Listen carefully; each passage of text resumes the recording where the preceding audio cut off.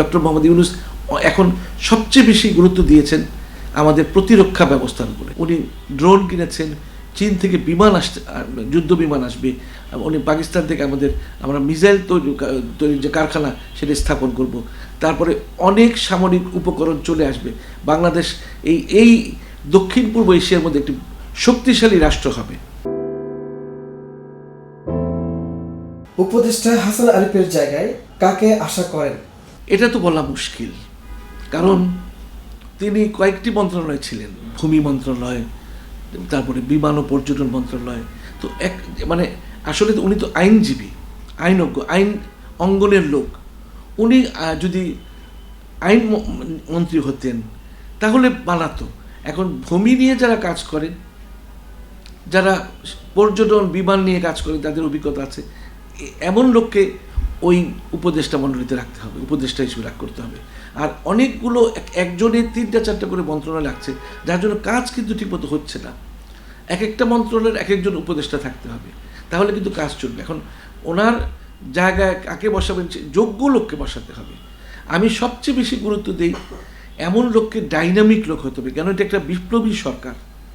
উনি তো অনেক বয়স হয়ে গেছিলেন, ওনার এত বয়স্ক লোকের পক্ষে কাজ করা খুব মুশকিল। যদি ওনার অভিজ্ঞতার ভারে অনেক সমৃদ্ধ ছিলেন, আইন পেশায় অনেক বেশি অভিজ্ঞতা ছিল ওনার। উনি একজন আইনজ্ঞকে তো এই ভূমি মন্ত্রণালয়ে দেওয়া যায় না, উনি ভূমির কী বুঝবেন, বেসামরিক বিমান ও পর্যটন মন্ত্রণালয়ে কী বুঝবেন, তবু তাকে দেওয়া হয়েছিল। আমি মনে করি যে বিপ্লবী সরকার যেহেতু এটা বিপ্লবী চেতনা ধারণ করে, অ্যাক্টিভ কোনো লোককে দেওয়া উচিত।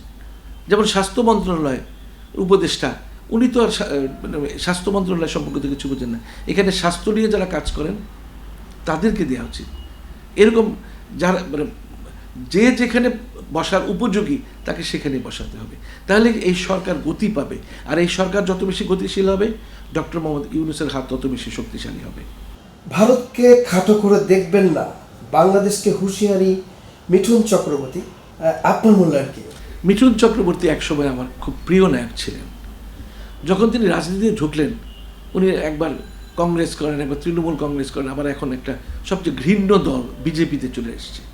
মুসলিম বিদ্বেষী, কট্টর মুসলিম বিদ্বেষী একটি দল বিজেপি। যে বিজেপি হচ্ছে সবচেয়ে একটা ঘৃণিত দল। এটা আরএসএসের সঙ্গে জড়িত, রাষ্ট্রীয় সেবক সংস্থা, যাদের প্রধান উদ্দেশ্যই হলো যে অমুসলিম, যারা মুসলিম তাদেরকে নিধন করো, তাদেরকে শেষ করো। তো সেই দলের একজন সদস্য মিঠুন চক্রবর্তী, আমার কাছে খুব লজ্জা লাগে। তার মতো গ্রহণযোগ্য লোক এখন এত অগ্রহণযোগ্য হয়ে গেছে আমাদের কাছেও। আমরা তার সিনেমা দেখতে ভালোবাসতাম। সেই লোকটা যদি বাংলাদেশকে তুচ্ছ করে, ভারতকে বড় করতে চায়, আসলে ওনার ধারণা নাই যে বাংলাদেশিদের প্রতি, বাংলাদেশিরা যে বাংলাদেশকে কত ভালোবাসে। দেশের স্বাধীনতা, সার্বভৌমত্ব, ইন্টিগ্রিটি রক্ষার জন্য প্রতিটা মানুষ কিন্তু তার জীবন দিতে প্রস্তুত। আর আমাদের সশস্ত্র বাহিনী অনেক শক্তিশালী হয়ে যাচ্ছে। ডক্টর মোহাম্মদ ইউনূস এখন সবচেয়ে বেশি গুরুত্ব দিয়েছেন আমাদের প্রতিরক্ষা ব্যবস্থার উপরে। উনি ড্রোন কিনেছেন, চীন থেকে বিমান যুদ্ধ বিমান আসবে, উনি পাকিস্তান থেকে আমরা মিসাইল তৈরির যে কারখানা সেটা স্থাপন করব। তারপরে অনেক সামরিক উপকরণ চলে আসবে। বাংলাদেশ এই দক্ষিণ পূর্ব এশিয়ার মধ্যে একটি শক্তিশালী রাষ্ট্র হবে। আর আমি এখানে একটি কথা বলে রাখি যে আমাদের যে ন্যাশনাল ক্যাডেট কোর আছে, তাদেরকে, ভারতীয় যে এই লেভেলে একটা ন্যাশনাল ক্যাডেট কোর আছে, তাদের যে নেতৃত্ব দেয়, তাদের যে ট্রেনিং দেয়, সেখানে একজন লেফটেন্যান্ট জেনারেল পদের, আমাদের এখানে একজন কর্নেল বা ব্রিগেডিয়ার পদের।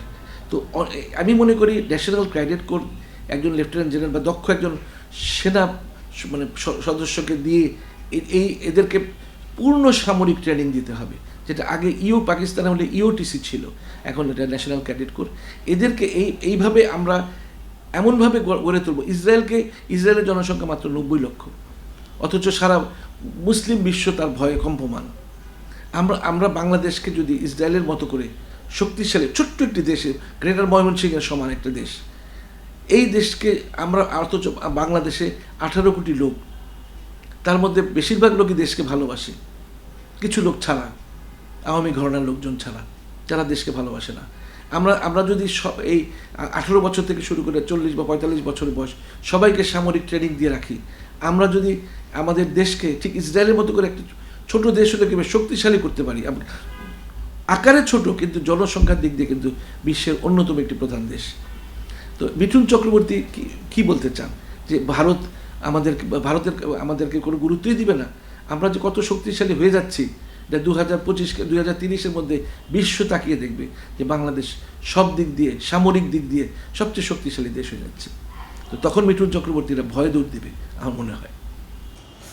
সামনে আসছে ফেলানি দিবস। এর আগে ফেলানি দিবস পালন করতে তেমনভাবে রাজনৈতিক দলগুলো বা বিভিন্ন অঙ্গ সংগঠন করতে পারেনি। তো এইবারই শেখ হাসিনা মুক্ত ফেলানি দিবস হতে যাচ্ছে রাজনৈতিক পাড়ায়। অনেক ব্যাপক আলোচিত হবে বিষয়টি, আন্তর্জাতিক মহলেও। বিষয়টিকে আপনি কীভাবে দেখছেন? আসলে ফ্যাসিস্ট সরকার, হাসিনা সরকার, এই ফেলানির মতো একটি মেয়ে, তাকে মেরে কাঁটাতারের উপরে ইন্ডিয়ার যে সীমান্তরক্ষীরা ঝুলিয়ে রাখলো। অথচ ফ্যাসিস্ট হাসিনার পররাষ্ট্র মন্ত্রণালয় কোনো একটি বিবৃতি দিল না, রাষ্ট্রদূতকে ডেকে, ভারতীয় রাষ্ট্রদূতকে ডেকে তীব্র ভাষায় ভৎসনা করলো না, কিছুই বলেনি। তো এই যে ফেলানি কিন্তু একটা মানুষটা, ফেলানি একটা সিম্বল হয়ে গেছে বাংলাদেশের জন্য, যেমন আবু সাইদ একটা সিম্বল হয়ে গেছে। তো ফেলানিকে এখন আমাদের এই রাজনৈতিক দলগুলো আরও ব্যাপকভাবে ফেলানিকে সামনে নিয়ে এগিয়ে যেতে হবে, যে এই দ্বিতীয় কোনো ফেলানির যাতে সৃষ্টি না হয়, করতে পারে ভারত। আমরা দেখেছি যে ভারতীয় দূতাবাসের সামনে গুলশানে শহীদ ফেলানি সড়ক ডিক্লেয়ার করা হয়েছে, সেটাকে আমরা এখনও বাস্তবায়িত করতে পারিনি, কিন্তু এটা বাস্তবায়িত করতে হবে। এই ফেলানির দরকার হলে ভাস্কর্য তৈরি করতে হবে, ঠিক যেভাবে ঝুলিয়ে রেখেছিল, যাতে করে সবাই দেখে, বিশ্ববাসীও দেখে যে ভারত কত জঘন্য একটি দেশ। যে কোনো, এটা তো ভিয়েনা কনভেনশনের একটা লঙ্ঘন, যে কোনো নিরপরাধ মানুষকে এভাবে হত্যা করা যাবে না, বর্ডারে এইভাবে হত্যা করা যায় না। পাকিস্তানের কোনো নাগরিককে যদি, কোনো ফেলানিকে যদি এইভাবে হত্যা করতো, ওদের ভারতের 10টা মানুষকে হত্যা করে ঝুলিয়ে রাখতো পাকিস্তান। নেপালও তো পারে না, কোথাও পারে না। আমাদের দেশে প্রতিদিন বলে, ভারতীয় ইরা বলে যে যখন ইসে হয়, বর্ডারে যখন মিটিং হয়, ফ্ল্যাগ মিটিং হয়, তখন বলে যে, বা পররাষ্ট্র উপদেষ্টা, পররাষ্ট্র মন্ত্রণালয়ে আসে, মন্ত্রীরা আসে, তখন বলে যে সীমান্ত জিরোতে নিয়ে আসবো, ওই কথাই। কিন্তু আমরা দেখছি যে প্রতিদিন বাংলাদেশের ভিতরে ঢুকে পর্যন্ত 2টা ছেলেকে হত্যা করেছে। এরকম প্রতিদিন হত্যা হচ্ছে। বাংলাদেশের নৌকা ডাকাতি করে নিয়ে যাচ্ছে ইন্ডিয়ার বিএসএফ।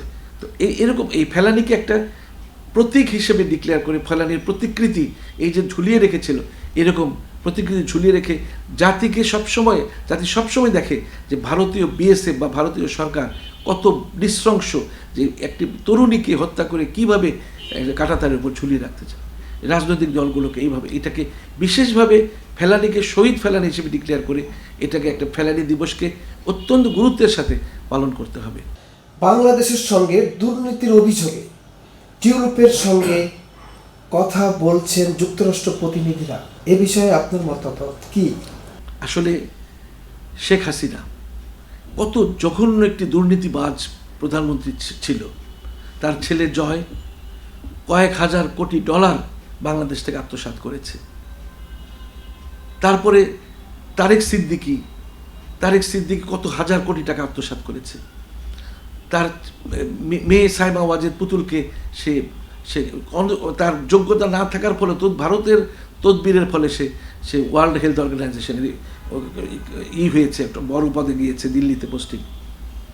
দিল্লি ওকে রেখেছে ওর জায়গায়, ওকে চেষ্টা করবে ওকে ট্রেনিং এখনই দিয়ে, রয় ট্রেনিং দিয়ে হাসিনার জায়গায় বসানো যায় কিনা। এখন শেখ রেহানাও প্রচুর পরিমাণে দুর্নীতি করেছে। শেখ রেহানার মেয়ে টিউলিপ এবং তার ছেলে ববি, এরা যে কত দুর্নীতি করেছে আপনি চিন্তা করতে পারেন। এই শেখ পরিবারটি কত ভয়ঙ্কর জঘন্য চোর, আমি বলবো চোর না, ডাকাত, যে বাংলাদেশের অর্থনীতিকে তারা শেষ করে দিয়েছে। টিউলিপ তো লন্ডনের একটা ছায়ামন্ত্রী, লন্ডনে পাসপোর্ট হোল্ডার, লন্ডনের নাগরিক। সে ওখানে বসে $4 মিলিয়ন সে রূপপুর পারমাণবিক কেন্দ্র থেকে আত্মসাৎ করেছে। যার জন্য ওখানেও কথা উঠেছে, ওদের পত্রিকা, টেবুলের পত্রিকাটায় একটা খবর ছাপা হয়েছে এবং পুরো যুক্তরাজ্যে কিন্তু নাড়া পড়ে গেছে। যুক্তরাজ্য যে সংসদে পর্যন্ত নাড়া পড়ে গেছে এবং তার জবাব চাওয়া হচ্ছে এবং এখন মামলাও নাকি হবে শুনেছি। আসলে এই ধরনের শেখ হাসিনা এবং শেখ হাসিনার পরিবার যাতে বাংলাদেশের রাজনীতিতে কেন কোনো মতেই এরা এই দেশে ঢুকতে না পারে, এদের উপযুক্ত বিচার করতে হবে। বিচার করে টিউলিপকে ওখান থেকে আনতে হবে। টিউলিপ যদিও লন্ডনের সিটিজেন, তা বলে লন্ডনের সিটিজেন হয়ে বাংলাদেশের টাকা আত্মসাৎ করবে, আমরা তো সে ছেড়ে দিতে পারি না। আর ব্রিটেনে তো আইনের শাসন বলবৎ রয়েছে, ব্রিটেন কখনোই ছাড়বে না। আমরা যদি উপযুক্ত প্রমাণ নিয়ে ব্রিটেনের পররাষ্ট্রমন্ত্রী বা অন্যান্য যারা আছে তাদের সঙ্গে এটার ব্যাপারে সরকারি পর্যায়ে যোগাযোগ করতে পারি খুব ব্যাপকভাবে, তাহলে কিন্তু আমি মনে হয় যে টিউলিপের টাকাটাও আমরা উদ্ধার করতে পারবো। কুমিল্লার 14 গ্রামে একজন বীর মুক্তিযোদ্ধা যিনি আওয়ামী লীগ করতেন তাকে লাঞ্ছিত করার অভিযোগ উঠেছে, আপনি কি বলবেন? তিনি আওয়ামী লীগ করতেন একটা কথা, সেটা এক একজন এক একজন মত থাকেই। সে তো দল করেছে, সে তো আর চুরি ডাকাতি আওয়ামী অন্যান্য নেতাদের মতো চুরি ডাকাতি করেনি। কিন্তু তার সবচেয়ে বড় পরিচয় তিনি একজন মুক্তিযোদ্ধা, বীর মুক্তিযোদ্ধা। তাকে অপমান করা মানে দেশকে অপমান করা। কারণ আমি একজন যুদ্ধাহত মুক্তিযোদ্ধা, আমি মুক্তিযুদ্ধের কথা আমি তাকে শ্রদ্ধা করে স্মরণ করি, কিন্তু তাকে যেভাবে অপদস্থ করা হয়েছে এটা একটা জঘন্য, নৃশংস, নির্মম কাজ এবং অত্যন্ত নিন্দনীয় কাজ।